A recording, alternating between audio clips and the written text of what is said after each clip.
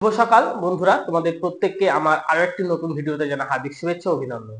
আজকে আমি নবম শ্রেণীর ব্যাকরণ বিষয়ে আমি একটা ডেমো ক্লাস দিতে চলেছি। আমি এর আগে একটা ধ্বনি ক্লাস নিয়ে দিয়েছিলাম, তো আজকে আমি মৌলিক স্বরধ্বনি ভাগ নিয়ে একটা ডেমো ক্লাস দেব। তো যারা মৌলিক স্বরধ্বনি ভাগ নিয়ে অনেকে চাইছিলেন, তো তাদের জন্য আজকের ভিডিওটা আমি শুরু করছি। ধন্যবাদ স্যার, ধন্যবাদ ম্যাম, আমাকে আমার একটা পছন্দ মতো ডেমো ক্লাসের সুযোগ করে দেওয়ার জন্য।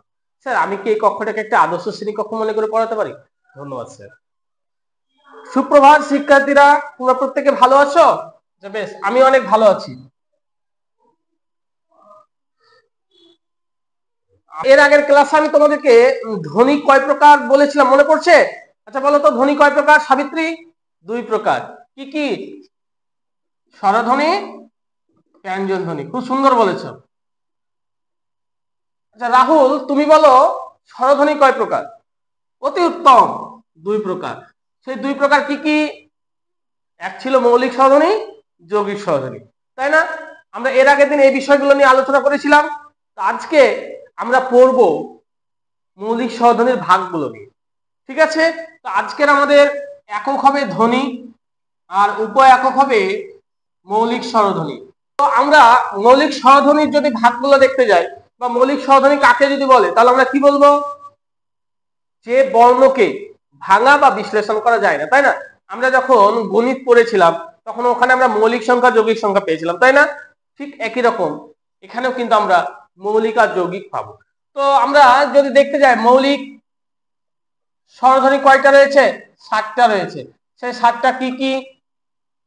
হস্যই, হস্যউ, এ, ও, এ, অ, আ। দেখো তো, এই মৌলিক স্বরধ্বনি হচ্ছে 7টা, তাই না? তো এই মৌলিক স্বরধ্বনি এই যে রয়েছে, এটাকে আমরা মোটামুটি 4 ভাগে ভাগ করতে পারি। সে 4 ভাগটা কি কি আমরা সেটা একটু দেখে নেব। এক হচ্ছে জিহ্বার অবস্থান, দুই হচ্ছে জিহ্বার ওঠানামা, ঠোঁটের আকৃতি,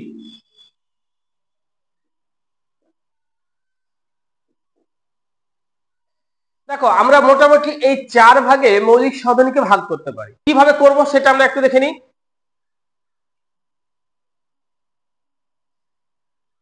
এই জিহ্বাকে আমরা মোটামুটি 4 ভাগে ভাগ করব।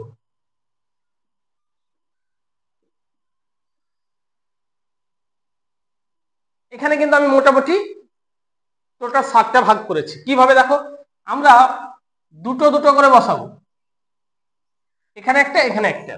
দেখো, এখানে বসালাম হস্যই, এখানে বসালাম হস্যউ, এখানে এ, এখানে ও, এখানে এ, এখানে অ, আর এই জায়গাটা হচ্ছে আ। বোঝা গেল? তাহলে আমি এখানে 7টা মৌলিক স্বরধ্বনি কিন্তু বসিয়ে দিয়েছি।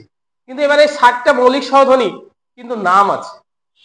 আমরা প্রথমে জিহ্বার অবস্থান অনুযায়ী দেখে নেব। অবস্থান অনুযায়ী যদি আমরা দেখতে যাই, তাহলে এটাকে আমরা 3 ভাগে ভাগ করতে পারি। কি কি? এই তিনটাকে বলছে সম্মুখ স্বরধ্বনি। সম্মুখ মানে কি বলতো? সম্মুখ মানে এগুলো যখন আমরা উচ্চারণ করব, তখন আমাদের জিহ্বাটা সামনের দিকে এগিয়ে আসবে। বোঝা গেল? তাহলে এই তিনটে কি হবে? পশ্চাৎ। তার মানে এটা যখন আমরা উচ্চারণ করব, তখন আমাদের জিহ্বাটা কিছুটা হলো পিছনে চলে যাবে। আর এটা হচ্ছে কেন্দ্রীয় স্বরধ্বনি।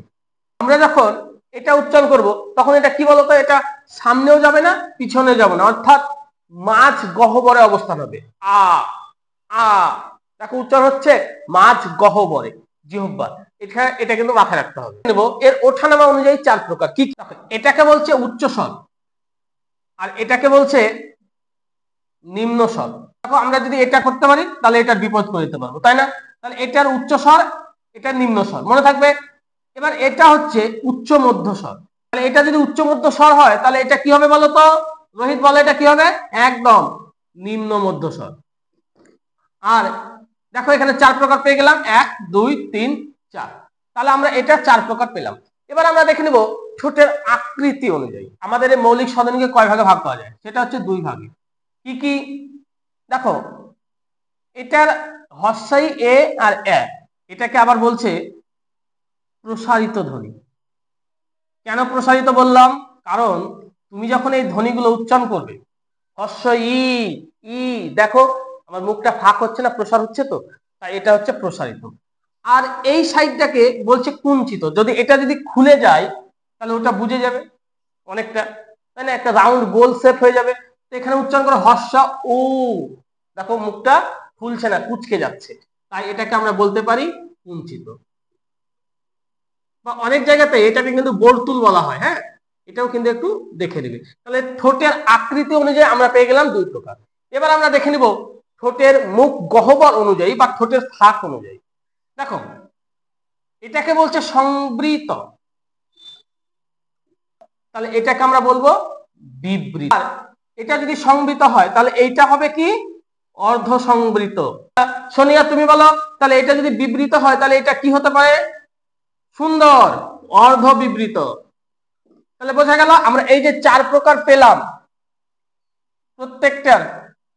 দেখো এই যে আমরা চার প্রকার ভাগ, সেই চার প্রকার ভাগ সম্পর্কে তোমাদের ধারণা ক্লিয়ার হয়েছে তো? প্রত্যেকে বুঝতে পেরেছো? এটা খাতায় খুব সুন্দর করে লিখে নেবে। বোঝা গেল? আচ্ছা বেশ। তো আপনারা যারা মৌলিক সাধনী ভাগ নিয়ে ডেমো করবেন তারা এইভাবে করতে পারেন, আপনারা নিজেদের মতো করে ভিডিওটা করতে পারেন।